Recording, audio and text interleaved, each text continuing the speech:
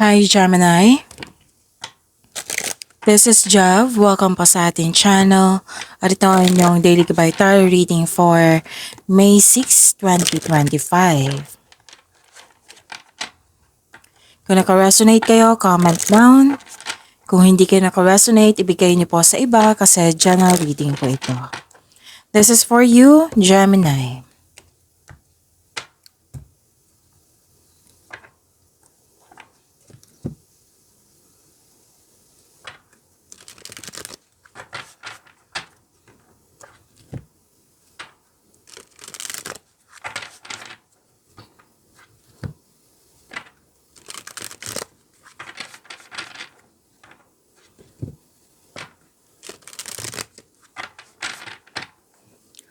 Para po ito sa inyo, Gemini.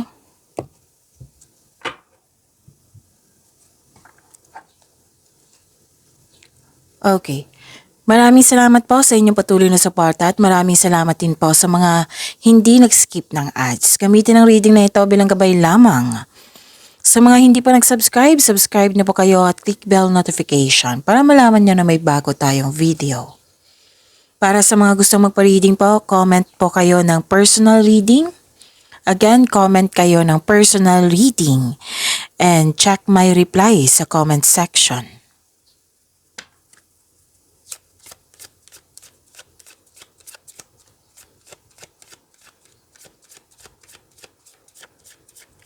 Spirit Guide, mga ganap pa para kay Gemini. I need 3 cards po.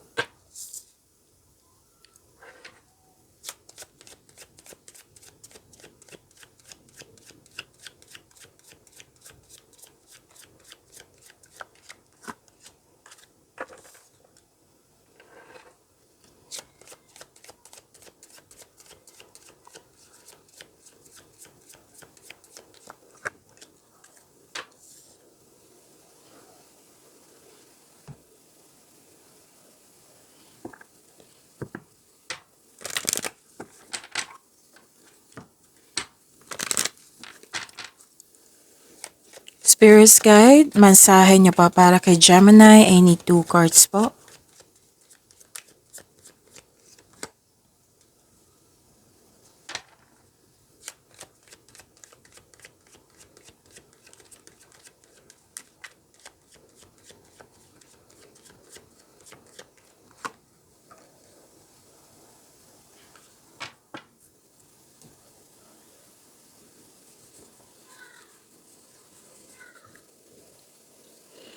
Okay, Gemini.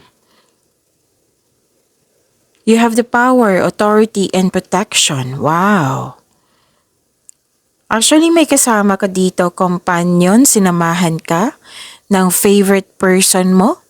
Natuwa ka sa kanya kasi very loyal siya sa'yo at very supportive siya sa'yo. Pwedeng lumabas ito kahapon sa inyo. So, check nyo po, Gemini. Napanood nyo ba? Yung May 5, 2025 nyo po? Okay. Pwede din may bagong kayong kasamahan, bagong kaibigan, na bagaan ang loob mo sa kanya. Pwede din may bago kayong gamit,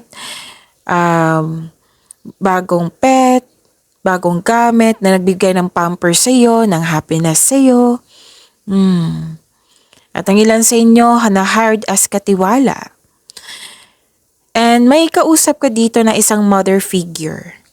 Pwedeng pinag-usapan nyo is about your career and finances, about big business. Wow. Wow naman, Gemini. Sunod-sunod na to, ha? Gemini. Prosperity. Oh, cash flow. Transactions. So prepare yourself kasi magiging busy kayo ngayon. Pwedeng opportunity ito na magbibigay ng financial growth sa iyo. Okay, so, wow. May parating na malaking pera or dumating na. Ang ganda, Gemini. Claim nyo, ha? Ang ganda po, prosperity.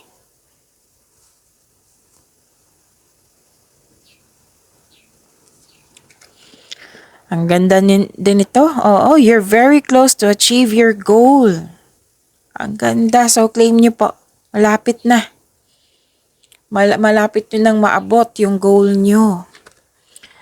A new romantic cycle begins. Wow. Ang ganda ng career and money nyo. Tapos ang ganda din ng connection. Wow. A new connection.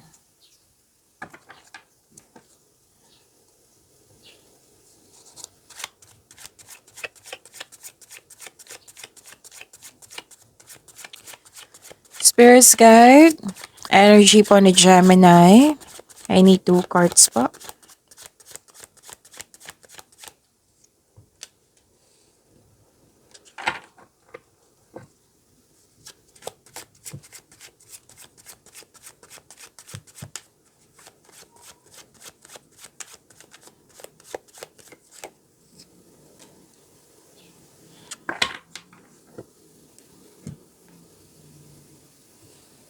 Kung may narinig kayo or may nakita kayong repeating message, let's say, for example, nanood kayo ngayon ng weekly gabay tarot reading nyo, monthly gabay tarot reading, or yung kahapon, upload, May 5, 2025.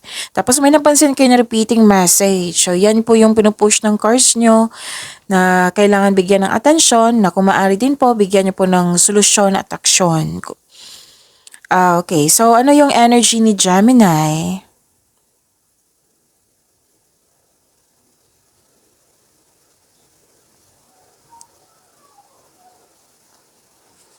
Okay, so, ang sabi dito,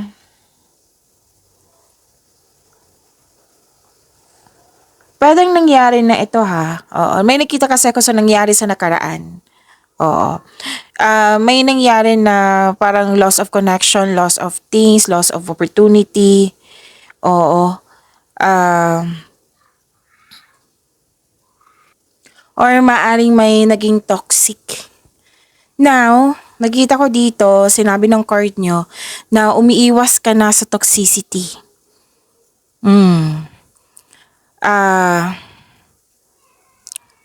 Pwede din na may iniisip kayo na problema or concern mo na binigyan mo ito ng solusyon or action or tinanggap nyo kasi may nakita ako ditong nag-move on na kayo. Pwedeng umiiwas to ha. Okay? Okay, ang advice ng card nyo po dito, mag-focus kayo sa mind healing instead of suffering. Focus and have faith. I-release mo yung nararamdaman mong negativity. Palitan mo ng positibo na ma-motivate ka ulit. Okay? Kung negativity ito sa, like for example, hindi ko kaya, baka hindi ko matapos to. Huwag kayo mag-claim ng ganyan kasi hindi yan matatapos talaga. Oo. So kasi you're claiming hindi mabuti para sa iyo. So magkaroon kayo ng positive affirmation such as kaya ko to, matatapos ko to. Yung positivity, more on positivity para ma-motivate kayo. Okay? So kasi yan yung ma-attract nyo.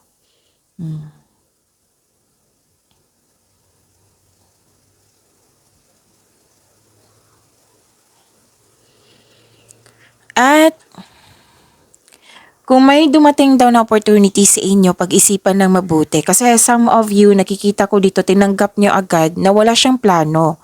Kasi dapat opportunity, project ba yan? Kailangan ng plano yan. Oo. Yung alam mo yung gagawin, kung natanggap mo na to, alam mo yung gagawin mo. So, kung sabi ng card, kung may opportunity dyan na dumating, kailangan nyo pag-isipan ng mabuti kung karapat-dapat ba, pag-isipan nyo ang magkaroon ng plano. Okay? Para magiging confident kayo. Para alam na alam mo yung gagawin mo. Kasi ilan dito na nag-accept po daw kayo ng opportunity or project ba yan, basta may tinanggap kayo na pinagsisihan nyo, na hindi nyo pinag-isipan ng mabuti kaya yung grab lang agad. Okay?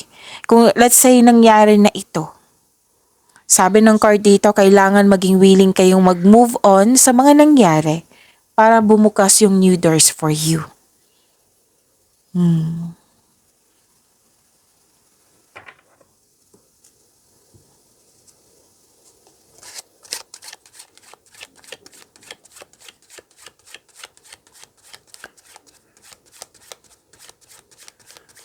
Spirits Guide, Career and Money ni Gemini.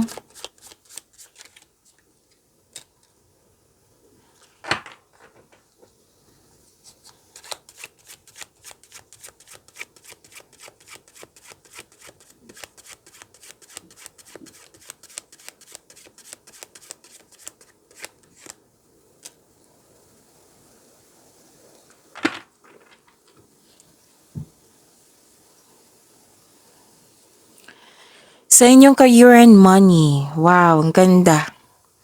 Nakikita ko dito yung fulfillment sa pangarap mo. Yan yung sinabi ng card nyo dito, di ba? You're very close to achieve your goal. So, happiness, fulfillment sa pangarap, completion of cycle.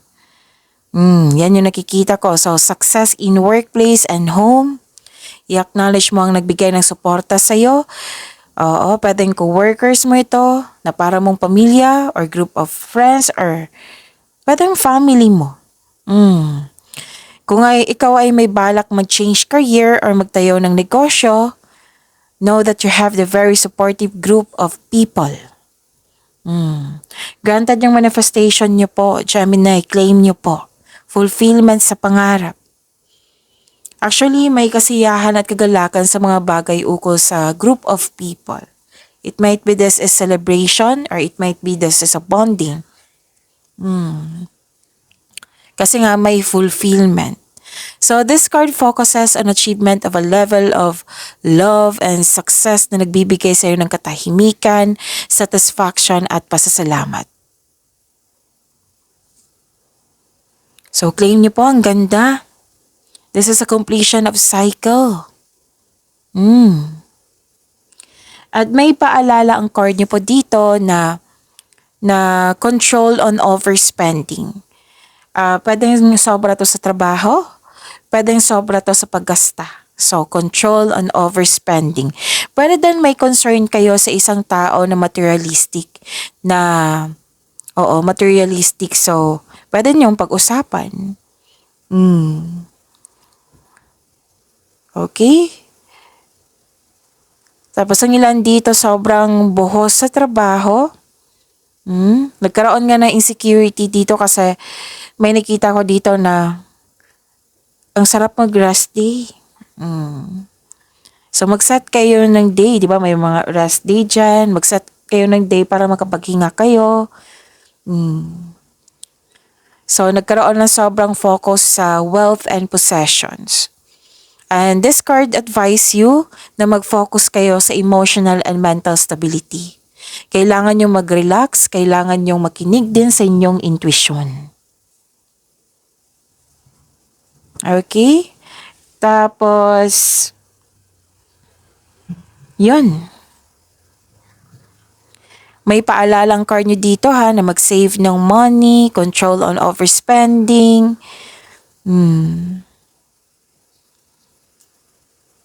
Okay.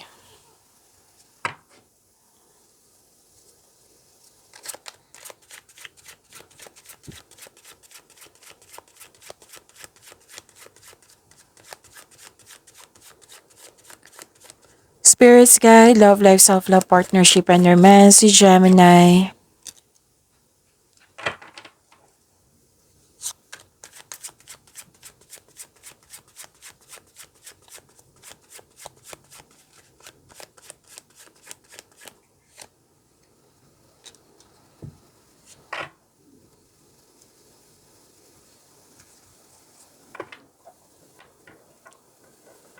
Okay, sa love life niyo po.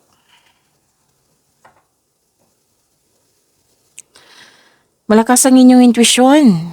So, take advantage. Na malakas ang inyong intuition, makinig kayo. Ang ilan sa inyo nag-self-study. Ang lakas ng feminine energy dito, it might be may kausap kayo nga. Kasi lumabas dito sa oracle reading nyo, yung isang mother figure, baka siya ito. Again, maaaring may kausap kayo na isang feminine energy kasi dalawa po nagsabi dito na may feminine energy dito na malaki ang kanyang influence sa araw na ito.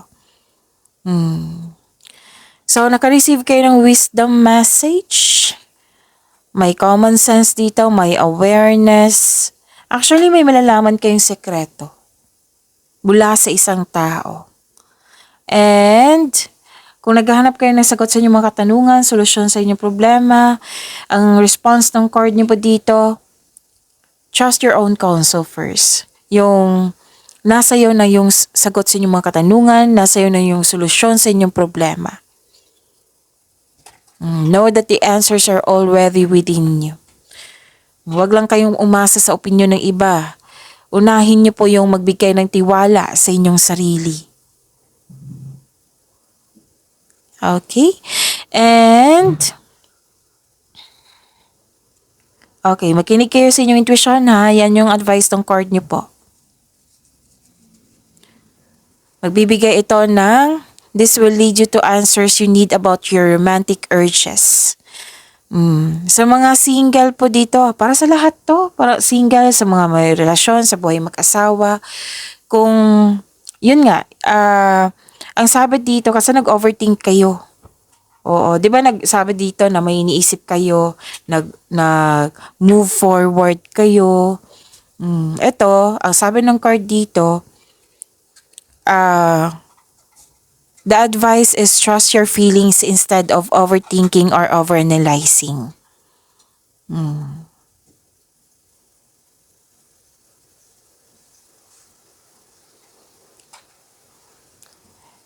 And this is, hope and healing. This is hope and healing. This is opportunity also. This is renewal. Magiging maayos din ang lahat. And palakasin ng faith. Ang lakas ng faith mo dito. Okay? Hope and healing. Pwedeng may nagbigay ng tulong. Para sa mga single, you are in a process on healing pa. And please know, sabi ng card, you are destined to be with someone. Wow, it's time to find the soulmate. Ang ganda. Para sa mga relasyon sa buhay mag-asawa, the couple felt calm and harmonious sa relasyon nyo. Okay, by the way, sa mga single dito, di ba sabi dito, you are destined to be with someone. A new romantic cycle begins. Nag-clarify po siya, so maging handa. Parating na po yung nakatadhana sa inyo, Gemini. Okay, so may pag-asa kang madama, maging positibo at gumawa ng paraan. And have faith that your luck is about to change for the better. So this card offers hope and guidance ha. Kung nahirapan ka ngayon, may blessing dito na hope and healing, hope and guidance. Okay? So, palakasin yung faith nyo that your luck is about to change for the better. And maaari din inspired kayo ngayon na mag-channel cleaning, mag-create ng beauty and style in your home, nag-renovate ba or nag-change ng kurtina, ganun. You are inspired to create beauty and style in your home. And please know, sa mga nawala ng pag-asa dyan, ang sabi ng card dito, ang ganda, all your dreams are coming true. You're healing from the past and feeling hopeful for the future. Actually, maraming nag-appreciate sa inyo dito, nag-compliment, na-recognize ka. Pwedeng fame ito eh. Oo. Okay? So, this is good. May unexpected help din. And, yun. Sabi ng card dito, trust your own counsel first. Trust yourself and follow your intuition. Kasi mas maguguluhan ka kung nagre-rely ka sa mga sabi-sabi ng iba na wala kayong tiwala sa inyong sarili. So, magtiwala muna sa inyong sarili. Okay? Ano pa?